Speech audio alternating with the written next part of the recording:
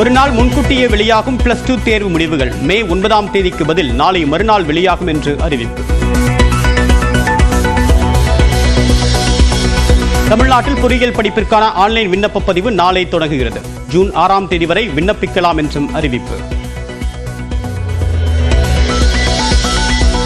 சென்னையில் ஒரே நாளில் சவரனுக்கு 1000 ரூபாய் உயர்ந்த தங்கத்தின் விலை. 1 கிராம் தங்கத்தின் விலை மீண்டும் 9000 ரூபாயை கடந்தது.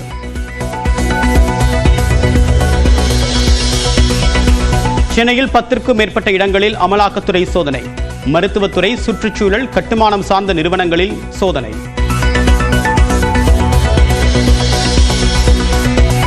இந்தியா பாகிஸ்தான் இடையே போர் மேகங்கள் சூழ்ந்திருக்கூடிய நிலையில் நாடு முழுவதும் நாளை போர் ஒத்திகை காலம். மாநில அரசுகளுக்கு மத்திய அரசு கடிதம்.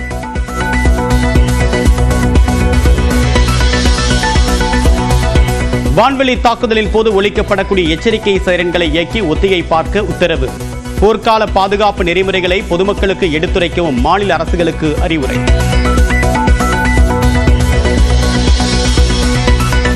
நாடு முழுவதும் நாளை போர் ஒத்திகை நடைபெறக்கூடிய நிலையில் மத்திய உள்துறை செயலாளர் தலைமையில் ஆலோசனை. காணொலியில் நடைபெறக்கூடிய தமிழ்நாடு உள்துறை செயலாளர் தீரஜ்குமார் பங்கேற்றிருக்கிறார். புதுக்கோட்டை மாவட்டம் வடகாட்டில் இரு தரப்பினிடையே ஏற்பட்ட மோதல் வன்முறையாக வெடித்தது. வீட்டிற்கு தீ வைக்கப்பட்ட நிலையில் 14 பேரை கைது செய்த காவல்துறை.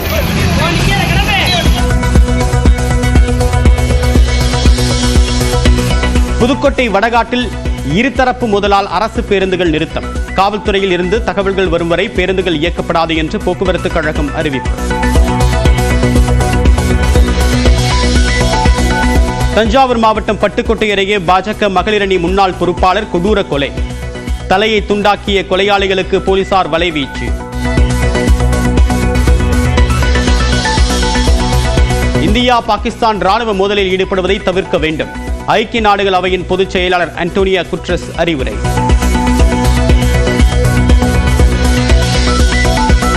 கோவை, நீலகிரி, தேனி மற்றும் திண்டுக்கல்லில் இன்று கனமழைக்கு வாய்ப்பு. சென்னையிலும் மிதமான மழை பெய்யக்கூடும் என்று வானிலை மையம் கணிப்பு. கேரள மாநிலம் திருச்சூரில் களை கட்டி வரும் பூரம் திருவிழா. அலங்கரிக்கப்பட்ட யானைகளின் அணிவகுப்பை கண்டுகளித்த மக்கள்.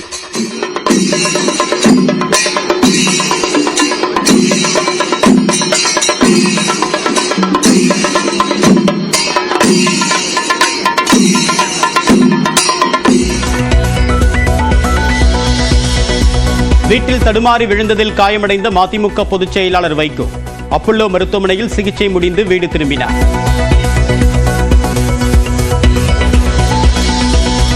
சென்னையில் 4 வார்டுகளுக்கான இடைத்தேர்தல் தேதி விரைவில் அறிவிக்கப்பட வாய்ப்பு. வாக்காளர்களின் பட்டியலை வெளியிட்டார் மாநகராட்சி கூடுதல் ஆணையர். உதகை தொட்டபெட்டா மலை சிகரத்திற்கு செல்ல சுற்றுலா பயணிகளுக்கு தடை. யானையின் நடமாட்டம் காரணமாக வனத்துறையினர் நடவடிக்கை. காரைக்குடியில் சுப்பிரமணியபுரம் கிளப்பில் பணம் வைத்து சூதாட்டம். திமுக கவுன்சிலர் உட்பட 23 பேர் கைது செய்யப்பட்ட நிலையில் 18 வாகனங்களும் பறிமுதல். காஞ்சிபுரத்தில் 3000 ரூபாய்க்கு பெட்ரோல் போட்டுவிட்டு செல்லாத ஏடிஎம் கார்டை கொடுத்து தப்பிய வாகன ஓட்டி. சிசிடிவியில் பதிவான காட்சி.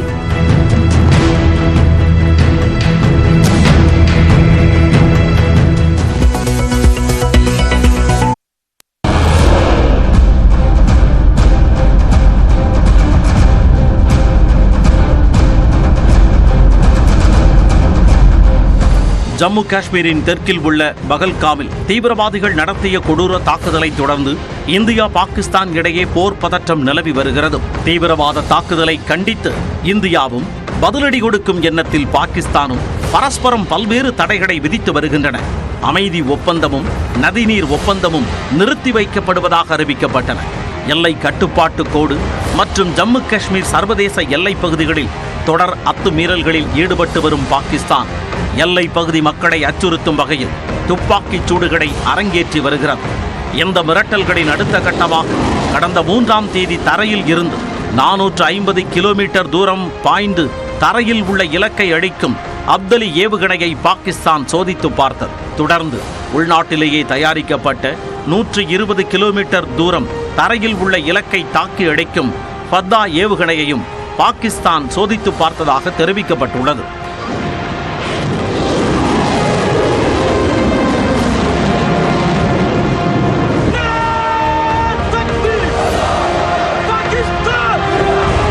இந்நிலையில் பாகிஸ்தானுக்கு தக்க பதிலடி கொடுக்கும் நேரத்தை எதிர்பார்த்து காத்திருக்கும் இந்தியா ராணுவத்தை பலப்படுத்தும் முயற்சியில் தீவிரம் காட்டி வருகிறது.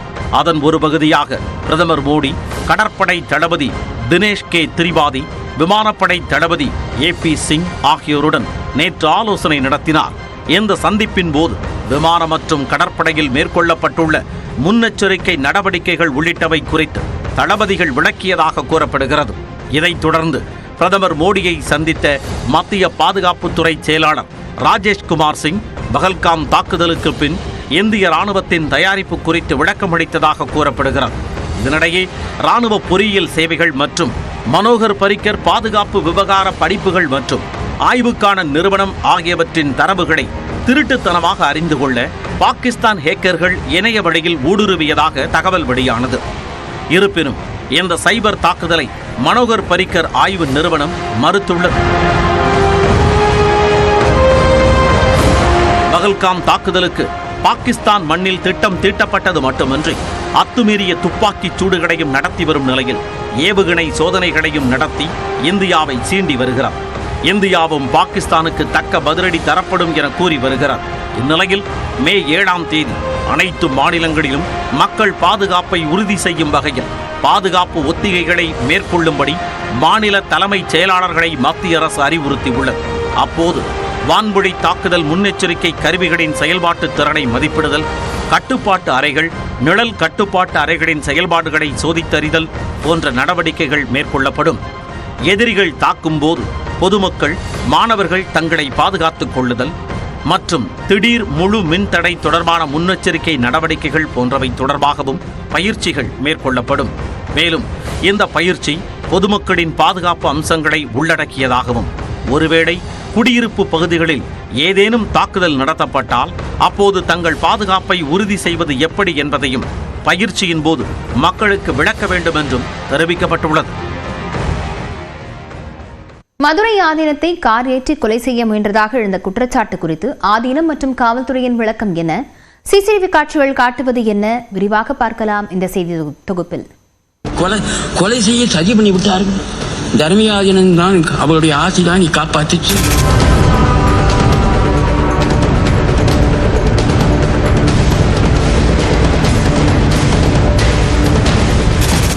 மதுரை ஆதீனத்தின் 293வது பீடாதிபதியான ஸ்ரீ ஞானசம்பந்த தேசிய பரமாச்சாரிய சுவாமிகள் கடந்த 3ஆம் தேதி சென்னை காட்டாங்குளத்தூரில் நடந்த நிகழ்ச்சியில் பங்கேற்க SUV வாகனத்தில் வந்து கொண்டிருந்தார்.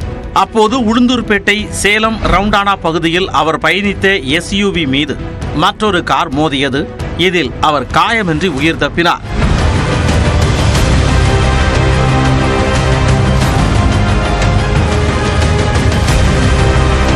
இந்நிலையில் நிகழ்ச்சியில் பேசிய மதுரை ஆதீனம் தன்னை கொல்ல சதி நடந்ததாக பரபரப்பு குற்றச்சாட்டு தெரிவித்தார். கொலை செய்ய சதி பண்ணி விட்டார்கள். இந்த இடத்துல நிப்பனா பிளவமான அவ்வளவு தூரம் நடந்தது. நேற்று நல்ல காரியத்தை பேச முடியவில்லை ஐயா. நிகழ்ச்சிக்கு பின் செய்தியாளர்களை சந்தித்த மதுரை ஆதீனத்தின் கார் ஓட்டுநர் நம்பர் பிளேட் இல்லாத வாகனம் மோதியதாகவும் அதில் இஸ்லாம் மதத்தினர் இருந்ததாகவும் கூறினார். ஏன்னா உங்களுக்கு வந்த வேகம் அப்படி இருந்தது. இன்னொரு பேரிகார்டு இருக்கு, கார்ல வந்து நம்பர் பிளேட்டே கிடையாது. யார் மீது சந்தேகம் தான் இருக்குதா உங்களுக்கு? சொல்லிட்டாரு. சொல்லக்கூடாதுன்னு பாபா நீங்க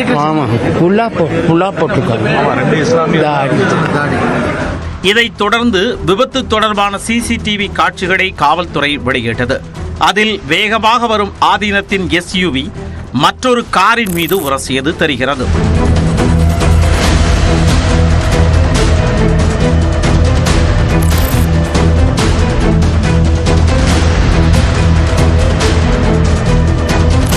காவல்துறை விளக்கத்தில் மதுரை ஆதீனம் பயணித்த SUV அஜீஸ் நகர் பிரிவு சாலை வழியாக உளுந்தூர்பேட்டை மார்க்கத்தில் அதிவேகமாக சென்றபோது எதிர்புறத்தில் மெதுவாக கடந்த கார் மீது பக்கவாட்டில் உரசியதாக தெரிவிக்கப்பட்டுள்ளது. ஆதீனத்தின் கார் ஓட்டுநர் கவனக்குறைவாக வாகனத்தை ஓட்டியதாகவும் குறிப்பிட்டுள்ள காவல்துறை இரு தரப்பினரும் வாக்குவாதம் செய்துவிட்டு அந்த இடத்தை விட்டு புறப்பட்டதாகவும் முதற்கட்ட விசாரணையில் கொலை முயற்சிக்கான சதி எதுவும் இல்லை என்றும் தெரிவித்துள்ளது. இந்நிலையில் காவல்துறையின் விளக்க அறிக்கை ஒரு சார்புடையதாக இருப்பதாக குற்றம் சாட்டியுள்ள மதுரை ஆதீனம் முழு தவறும் தங்களது பக்கம் இருப்பது போல தோற்றத்தை உருவாக்கியது வேதனை அளிப்பதாக தெரிவித்துள்ளார். பக்கவாட்டில் வந்து மோதியதை மறைக்கும் விதமாக சீராக இருந்த சாலையில் பயணித்த தாங்கள்தான் விபத்தை ஏற்படுத்திவிட்டோம் என்று கூறுவது ஏற்புடையதல்ல எனவும் எதிர் தரப்பினர் பற்றிய விவரத்தை காவல்துறை தங்களுக்கு அளிப்பதை மறுத்து வந்தது சந்தேகத்தை ஏற்படுத்தி உள்ளதாகவும் குறிப்பிட்டுள்ளார். இதனிடையே சிசிடிவி காட்சிகளை உற்று நோக்கும் போது காரில் பதிவெண் இல்லை என ஆதீனம் தரப்பு குற்றம் சாட்டியிருந்த நிலையில் காரில் பதிவெண் இருப்பது போன்று தெளிவாக தெரியவில்லை. மற்றொரு காரில் குடும்பத்தினர் பயணித்ததாக காவல்துறை விளக்கமளித்த சூழலில் காரில் இருந்து ஒருவரே இறங்கிய நிலையில் மற்றொருவர் காரை ஓரம் கட்டியது சிசிடிவியில் பதிவாகியுள்ளது. ஆதீனம் சென்ற வாகனத்தின் இடது பக்கம் உரசிய நிலையில் அவரது தரப்பு வெளியிட்ட புகைப்படத்தில் வாகனம் வலது பக்கத்தில் சேதமடைந்திருப்பது போல் தெரிகிறது. விபத்தை ஏற்படுத்திய கார் வெள்ளை நிறத்தில் இருக்கும் நிலையில் ஆதீனத்தின் எஸ்யூவி சேதமான பகுதி மஞ்சள் நிறத்தில் காணப்படுகிறது. இந்த சூழலில் காவல்துறையின் விரிவான விசாரணைக்கு பின்னரே உண்மையான விவரங்கள் தெரியவரும்.